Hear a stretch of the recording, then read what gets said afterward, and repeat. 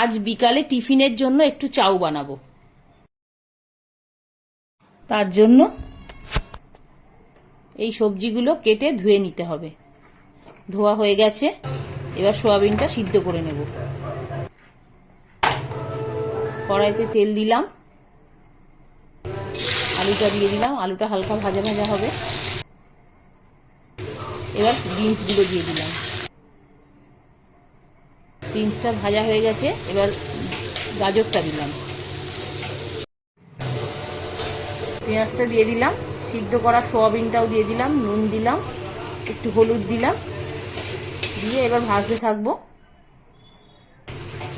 এবার সিদ্ধ করা চাউটা দেব।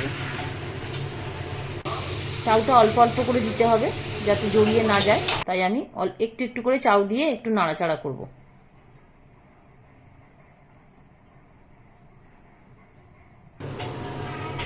বাকি পুরো চাউটা এবার আস্তে আস্তে দিতে থাকলাম।